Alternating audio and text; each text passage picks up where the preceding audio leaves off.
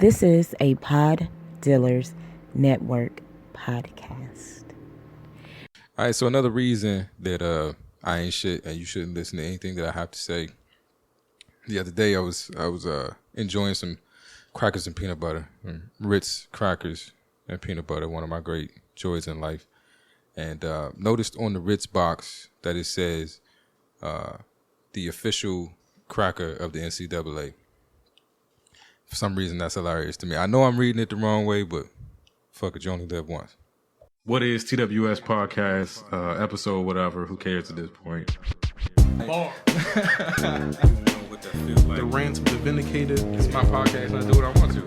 People, listen. Word, is it still live? It's not working for me, Rich. All right, we gonna keep going. I know I changed my voice at work. Bars on the radio. What is TWS podcast? Ready. I feel like the end is Staring at my watch and I'm feeling so new school.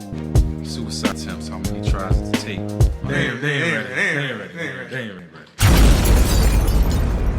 I pray to the death of me, long as there's breath in me. And God keep blessing me, even when the devil be testing me. To all my soldiers in the field, it's yours. Run the marathon for the win, it's yours. The world is yours and that's the reason. If that ain't something, I'll give you something to believe in. Something to believe in. Serenade stimulus, running through a precinct. They sent my brother a check when he was doing. Oops. Welcome to another episode of the What is TWS podcast. As always, I'm your boy J. Flan, representing the White Pants Society. And I got to thank you first and foremost for, giving me a little piece of your day to talk through some stuff, tell some jokes, whatever it is that we do here. I appreciate you. You could be anywhere else in the world, but you're here with me. And I really do appreciate that. So, getting into the proceedings this evening. Man, that was a clip from Skyzoo's new album. I'm completely spacing on the name of the album, but Skyzoo got a new album out and it's dope. That song, Something to Believe In.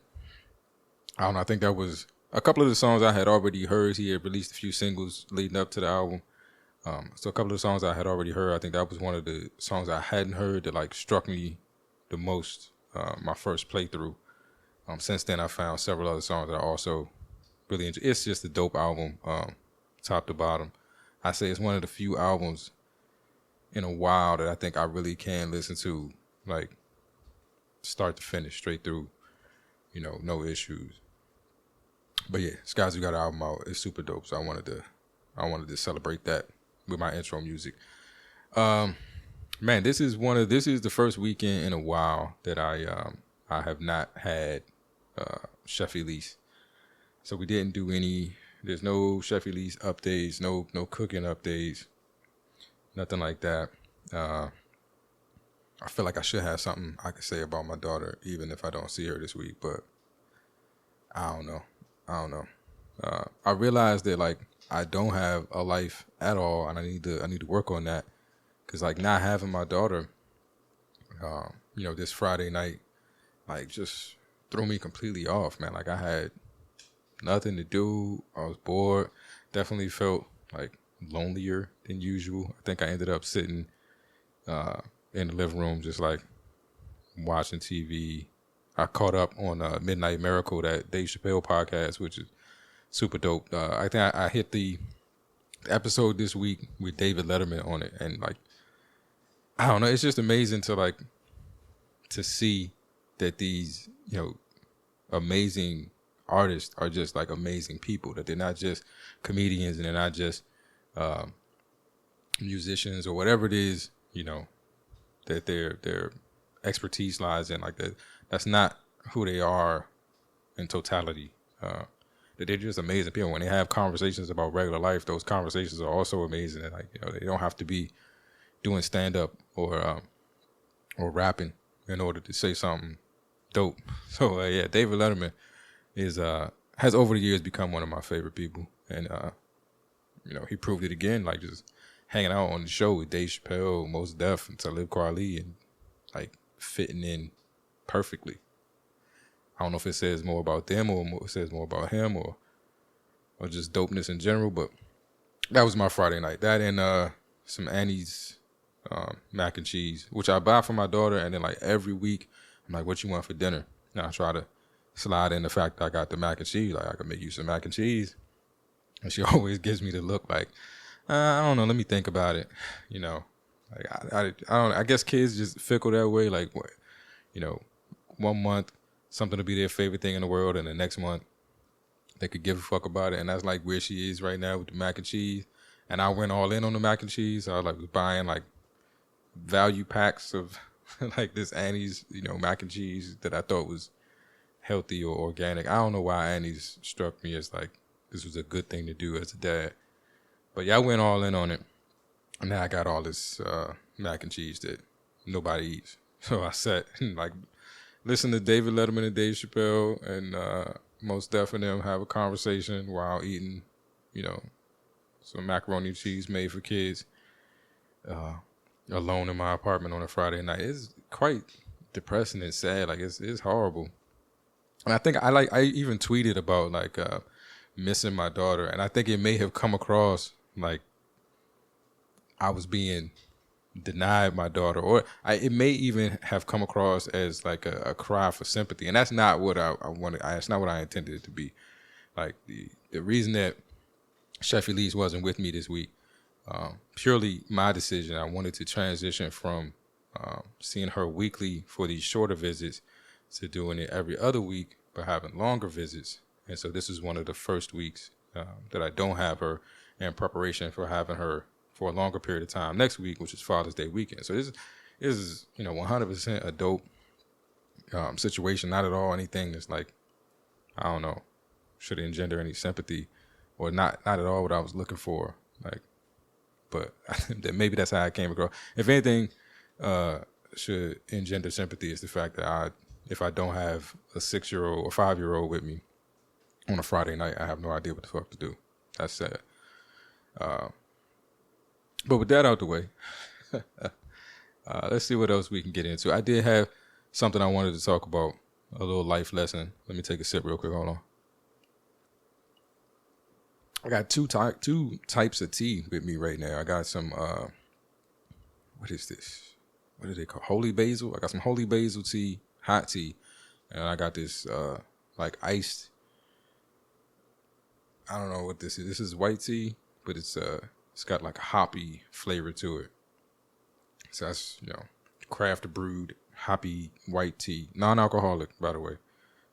You say hops, that might trigger some people. Non-alcoholic, but it's a tea, and it's pretty dope. So I'm enjoying that. I'm going between the iced tea and the holy basil tea for my anxiety. I'll let you know how all that works out. But man, I guess my message for this episode, and we'll see how long this story takes. I wanted to tell a quick story about why you should never second guess yourself.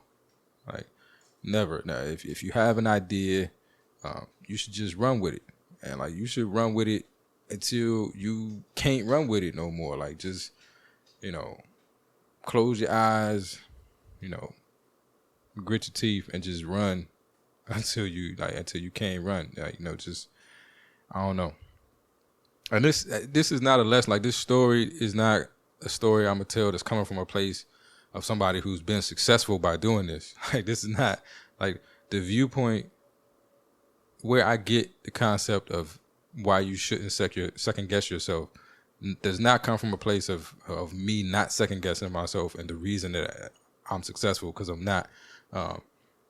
This is more of a lesson of from someone who has failed, who isn't successful, who has failed in certain things because I didn't value my own ideas, and that shit keeps coming back to me in strange ways and like just kicks me in the ass every other day to remind me in the future that if I have an idea, if I have a thought, if there's something I want to try and do, the better choice every time is just to try and do it. To do it, don't try, just do it, and and take whatever lessons come from that attempt.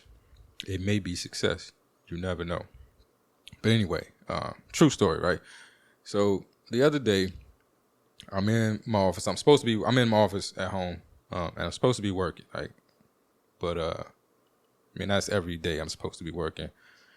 And if I'm being honest, not a whole lot of that gets done. But I decided to turn on the TV this day. I'm taking a break from the work I'm not doing, and I'm sitting in the office. I'm in a good mood, man. I'm in a really good mood. Like, I like being in this space that I've turned into my office. It's really well lit, and I have a great view. And I was sitting here with like the blinds open and maybe even the patio door open, and just I'm getting the fresh air and the natural light, and I feel real good when I'm in here most of the time. And I just got a new computer, so now my setup looks like way more professional. So I sit in here sometimes and just like I'm amazed at how dope my life has become from where it was. Not saying, like I said, this is not a story from a place of success. I have not achieved anything like great yet. But compared to what it was, like things are very, very dope right now. So that's the space I was in when this happened, and that mood didn't last very long because I turned the TV on and I got one of those fire cubes or whatever, and so the first thing you see on the home screen is like ads for shows and stuff like that, and I had no idea what I wanted to watch. I don't really watch a lot of TV. The majority of what I watch is animated, because I don't know, I'm just that kind of a nerd. So when it comes to like regular TV and stuff like that, I do like just search around and try to figure out what may be interesting. So I've seen ads for different shows. There was an ad for this new Anna Paquin show or something. I think it's on Prime, called Flack. I don't know what it's about. I was intrigued for like a second, so I clicked on it. I didn't watch it because I actually remembered that I was only intrigued by the idea of the show because Sookie Stackhouse, and Anna Paquin really hasn't been like, I don't know, good in anything since she was Sookie Stackhouse in True Blood. She kind of sucks. Actually, she kind of sucked on True Blood, but at least on that show, she got naked from time to time and kind of balanced it out. But none of this has anything to do with the moral of the story. I just like to, share my thoughts and feelings. So I came back to the home screen and I scrolled some more. I knew where I wanted to go. Like, I knew where I was heading. It was almost like kind of hoping that something would stop me before I got there. Like, I would just run into something unexpected and dope, and I would do that. But yeah, I'm trying to get to the app that I know I want to go to, and I'm passing through a few more what's new ads. And something else caught my eye. Now, for those of you who know me, and that's not very many of you, but for those of you that know me, y'all know that I really like stupid white teenager stories. Like, that's my shit. Like, I don't know, for some reason that is my genre of film that I love the most. It's like I love those goofy, I can't relate to it at all, like high school tales from these like super white towns, that would never make any sense to me at all. But these are my favorite things in the world. Like, I'm a huge Michael Cera fan. I'm a huge Ellen Page fan. Sidebar, because I know I just fucked up right there. I had to look up her name on the IMDb page for Juno because I couldn't remember the name of that actor. I don't know. But yeah, he has been one of my faves for a while. But when I looked it up on the IMDb page for Juno, I realized that Ellen Page is now Elliot Page, having just recently transitioned. And yeah, man, I don't know. I just, no punchline to that. I just thought that was interesting that like Elliot Page played a pregnant teenager in a movie not too long ago. So that's the world we in. But yeah, Elliot, I'm a big Michael Cera fan. I don't even know if I can say I'm an Elliot Page fan because I have not seen Elliot Page in anything as of yet. Like, how does that work? Do I say that I have that? Like, are we saying that Elliot Page played Juno in Juno, or I don't know how it works. I digress. Anyway, like, those are the movies that I like Superbad, Juno, Nick and Nora's Infinite Playlist is like probably my favorite of all time. These are my movies. I also like Wes Anderson films, and not because I'm just trying to be weird. I feel like people who have a favorite director are sometimes like trying to be weird, but I didn't know they were all directed by the same person. I just liked a bunch of these movies, and then found out at some point that they were all directed by the same person. Like they definitely had similarities and things like that to them. So I should have caught on to that. But once I realized the director was Wes Anderson, then I could look for movies that were like that by looking for Wes Anderson films. And now I'm a fan of Wes Anderson. These are other reasons why people don't consider me black, but fuck it though, whatever. I just really like the movies. I like what I like, and I can do that. I was a big like Michael J. Fox fan growing up, and you could use that as a way to question my blackness, but I really would challenge you to tell me anyone who is my age that can say that they weren't a Michael J. Fox fan. I mean, like Teen Wolf, my nigga, like, you know, like seriously, like that wasn't one of the coolest things of all time. Back to the Future, these weren't like cool moments in late 80s, early 90s childhood. Teen Wolf was a dope ass movie. They even like most of y'all may be into the show that they tried to make out of it, but the original Teen Wolf, not the sequel, that was some bullshit. I don't even think I saw that. But the original Teen Wolf, like a dude becomes a werewolf in the middle of a basketball game. Crazy. Michael J. Fox was one of my heroes growing up. Matthew Broderick, you know, as Ferris Bueller, is another classic. You can fast forward a little bit to movies like Cruel Intentions, you know, Sarah Michelle Gellar, and that what's the other chick? I don't know her name, but she looks like mildly retarded or whatever. I don't know. That was a dope movie. I wanted that car. I wanted to be that dude too. What was it? Was that Ryan Philippe or something like that? He got in some trouble. I don't even remember what it was, but at the time, he was one of the coolest people in the world to me. I remember my 60-year-old uncle, 60 plus. I don't know how old he was at the time. He took me to see Wild Things. I don't know if y'all remember that, but that was a Neve Campbell, Denise Richards movie, and that was weird that my uncle took me to see that, because I want to say maybe I was in middle school. I definitely don't think I was in high school, but I want to say I was in middle school, and I'm not really sure why he would choose that movie for a middle school kid. It was like me and my younger cousin.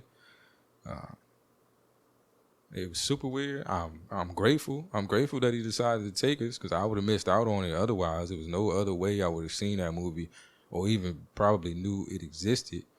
But for a, you know, preteen kid, that was an amazing movie. Amazing movie. Maybe kind of, you know, foster my love for that genre of film. That wasn't so much like goofy white teenage. Maybe it was. It was a weird movie, and it was like a lot of nudity and girl-on-girl action. But again, I digress. So this is my like genre movie that I like, you know. And so to make a long story longer, I'm scrolling and I see this movie called Spontaneous, right? And I can't really tell you, you know, why it caught my eye. I didn't have my glasses on, so I couldn't really see from the thumbnail that I was looking at that it was like two, you know, white girls face to face covered in like blood and guts or whatever. But for some reason, the name and what I could see in the thumbnail, it just looked like one of these movies I've been talking about. It looked like something that I would be interested in. And so I clicked on it. And so basically the premise of the movie, I guess, because I haven't watched it yet. It is in my watch list, but I have not watched it yet. But it is about a day in the life of a teenage girl after like members of her like high school senior class start spontaneously combusting. Like, you know, as dumb an idea for a movie as you could possibly imagine. It's just insanely dumb. But I want to see this film. Like, It sounds like my kind of. It sounds like something if I fell asleep on it, I wouldn't be upset about. But it may hold my interest, enough to put me to sleep. So I want to watch it. But yeah, but that's what I got from the description. And when I finally got a close look at the thumbnail, could see the bloody faces, and it just sounds like it sounded like fun to me. And it's I don't know, but this is as crazy as it is. This is an actual movie, and it's streaming right now. I think when I clicked on it to see where I could get it on Prime and Hulu. So the thing is all over the place. Like, it's a movie. It's a real movie. People are watching it. It's streaming. It's on the front page of my Prime, whatever ads of movies. And this is fucking me up because back when I was in high school, I had a friend named Chicken Wing. Stay with me because I promise there's a point to all of this. But I had a friend named Chicken Wing in high school, and we were, in my opinion, we were best friends. I don't want to speak for him. He may have had way better friends than me, but he was definitely my best friend from the 9th to the 11th grade. We talked all the time. We actually formed a rap group at one point.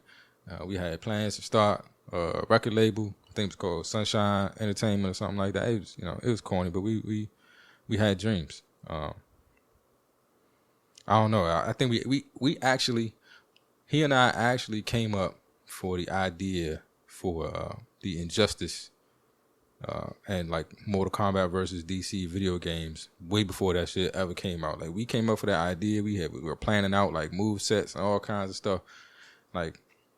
We were fucking geniuses. This is what I'm trying to help you understand, is that we were geniuses. We were ahead of our time. Flan and Chicken Wing, or Chicken for short.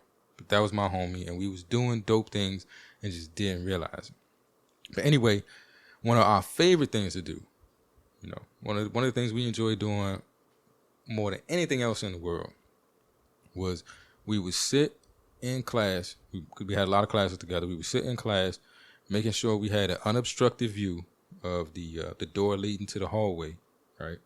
And then we would spend the entire period, whatever class we was in, we would spend that entire class discussing what we would do if the next person that walked past the classroom in the hallway, if their head blew up. And this was this was our discussion on a daily basis, for days, weeks, months. Every time we saw each other in the same class, we could sit and we could spend an entire hour and a half period, however long the class was, just waiting for somebody to walk past the classroom, and then having the hypothetical discussion of what would happen if their head were to explode. And it was the greatest thing in the world for us. Greatest thing in the world for us. It was a running gag. It never got old. It was probably only funny to us, but it was hilarious to us. And now the shit is on Hulu, and some white kids are making all the money from it. So I'm saying, never second guess yourself. People, we had the premise right there in our hands, and we would build on it every day. If we had written the shit down and thought it was a dope enough idea to shop it somewhere, maybe that would be my movie on Amazon Prime about high school seniors spontaneously combusting. But that just goes to show that no matter how dumb or asinine the idea may even appear to you as the person who hatched the idea, there's probably a market for it. There's just never second guess yourself. Just try it. Just try it. And if it fails, it fails. But if it don't, you know what I'm saying, you won't be kicking yourself 20 years later, when you're in a good mood in your office and you see somebody made the movie that you and your friends talk about every fucking day for, multiple years. I don't know. And it's, this is just one of what I feel like is 100 ideas that I've shrugged off during my time, and have come back to slap me in the face. If you ask me, I had the idea for treasure trolls way before the little trolls with the gems and shit in their stomach. I had that idea. I wrote a short story about it in maybe elementary, maybe the first couple of years of middle school. I don't know. I wrote a story about they wasn't trolls. They was like kids, but they had gems in their chest, and the gems, gave them certain power. I had that idea. We could have done that. What else? This podcast, what is TWS? If I haven't explained it before, I'll explain it again. TWS initially stood for That White Shit. And it was supposed to be a show about, with me and my homie that was also from the East Coast, black guy from the East Coast, now in Austin, adjusting to having to live around, white people more frequently and trying to understand some of the things that they do. Some of, that we look at things and be like, man, that's that white shit. And the fact that we now have like white friends that we close enough with, we can have these conversations about what is that white shit. That was what is TWS. What is that white shit? And then they could also ask us questions, and it was supposed to be a cultural exchange. And we scrapped that. We scrapped the idea. Not so much the idea for the cultural exchange, but definitely the idea for the name, because it didn't seem like you could market something like that white shit. Like it felt inherently offensive, and people wasn't going to take it the right way. So we scrapped it. Now, a couple years ago, I see King Kurion. I don't know how to pronounce people's name, but y'all know the dude. He had like a YouTube show called That White People Shit or something like that. And fucked me up, man. I haven't heard anything about the show since then, so I'm guessing that, it didn't take off. So maybe I got spared some failure for not going down that road. But it was a good enough idea that somebody got behind it. Like he was able to, like, I don't know, get it to pop off some kind of way. But I don't know. I'm just saying, like, it really only takes one good idea to like change your life. Like you really only gotta hit the lottery one time. You can play and lose 1,000,000 times, and you really only gotta hit the lottery one time. So from now on, that's how I'm operating. Like I feel like I'm probably annoying, especially with the shirts, but fuck it though. Like that's a shirt. Fuck it though. Like if I say something more than twice, I'm putting it on the shirt because I just need one to pop and it could change everything. I'm gonna play the numbers game from now on. I'm gonna keep shooting until something go in. That's just how I'm operating. So I don't know. That was a long story about something. I hope maybe it feels like nothing at this point after I said it, but hopefully you just don't second guess yourself. Like I have had what I believe were dumb ideas, and because I thought they was dumb, or because I didn't feel it was possible to make an idea come to fruition. Like you have an idea about a video game and you a kid in middle school or high school or whatever. You have no idea how to make a video game. So you have an idea and you might just let it die because you don't know how to act on it. And that's what I said, like one of the greatest things about this podcasting journey, whether it ever becomes successful or not, I've learned that the only difference between you and the people doing what you want to do is that they doing it. Like you just take a step, Google some shit and then read one article, maybe read a book, and maybe try that shit out. But there's the gap between where you are and where you want to be or what you're doing and what you want to do is not as crazy as you think it is. You just got to take a step and take another step. You just got to go from thinking to executing, from dreaming to executing. So don't second guess yourself. Don't second guess your dreams. Execute. You only got to win once. You only got to win once. You can win several times. I'm not saying you can only win one time. I don't know. Now I feel like I'm explaining more than I need to explain. But that was the point of the story. And I wanted to share that with y'all. That's what I do on this show. I share my experiences and what's going on with me in the hopes that somebody can relate and it may mean something to you. So I appreciate y'all for letting me talk. If you made it this far, you are the real MVP. You dope as fuck. Hold on. So we're going to do our normal calls to action. Zaya Fitness, Zayah Fitness. Hit him up on Instagram. He can help you get your fitness and nutrition goals where you want them to be. Again, another time where this is me not taking my own advice, but if you got to take that step from dreaming to executing. I got to take that step. I've been talking about hitting him up. to get myself right. I need to execute. If you on that precipice right now too, just execute. ZAYAH Fitness. Hit him up. He can get you right in terms of your nutrition or fitness goals. And he's a cool dude, dope individual. Holla at my man. Also, if you're looking for ways to be impactful, this is another one of the situations where things may seem more difficult or too difficult to even attempt to do anything. But if you're looking for ways to be impactful, to change, some of the things you see in the world right now, ttcharities.org, great place to start. Hit up the website, see what they got going on. Donate what you can, time, money, books, clothes, repost, a like, a retweet. It all goes a long way. But it's definitely a way to go from sitting in your house, hating, the way things are going, to getting involved and being a part of a positive change. Go from, dreaming to executing. So ttcharities.org, please check them out when you get a chance. And then, if you want to execute in terms of supporting the dope-ass black podcast, I ain't going to say it's dope. It is my podcast and I'm black. But if you want to support it, execute. Hit up whatistws.com. Check out the store. Tell me what shirts might be a part of a shirt popping. Like, tell me what shirts you like, what you don't like, what you don't. Give me some feedback, if anything. Or buy something if you think it's dope. Coupon code ALGORITHM, ALGOTHRIM. I hope that's how you spell it. I don't know what I just spelled.